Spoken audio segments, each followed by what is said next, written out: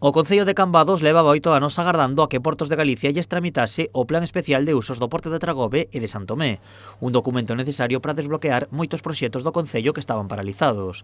Despois de moitas reunións, a espera rematou e o Concello xa dispón do documento de Portos de Galicia.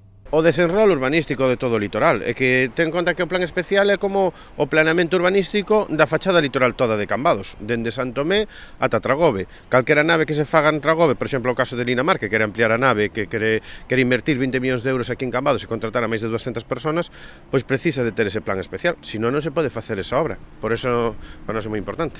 Agora o plan debe ser estudiado polo Concello e enviado a Costas do Estado para a súa aprobación e posteriormente deberá ser aprobado nun pleno municipal. A pesar da ledicia do Concello de Cambados, os seguintes trámites tamén poden ter as súas complicacións. Ben, agora continúa a tramitación do plan especial, é dicir, este é o documento para a aprobación dese plan especial. Ese plan especial agora temos que informalo aquí, ao Concello, Servicios Técnicos e Xurídicos, e temos que remitilo a Costas, que é a parte na que estamos un pouco máis preocupados, porque, bueno, sabedes que Costas puxo unha serie de condicións para a aprobación deste plan especial, algunhas que entendemos que hai que cumplir e outras que entendemos que hai que xustificar por que se fai así. Dentro destas xustificacións inclúense asuntos como a necesidade de que as empresas depuradoras e conserveiras teñan as súas instalacións a carón do mar.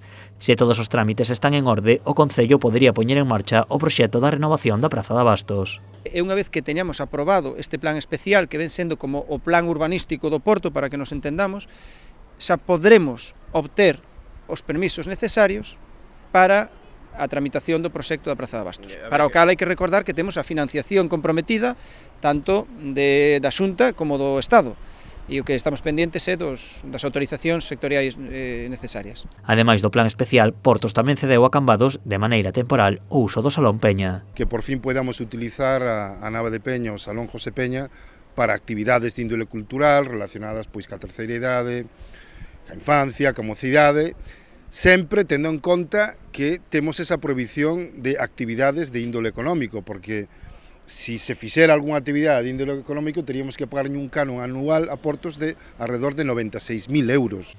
A pesar destas boas novas, o Concello de Cambados aínda ten varias reclamacións a Portos de Galicia, cuestións como o traspaso da titularidade do Salón Peña ou un convenio para compartir os gastos das zonas portuarias.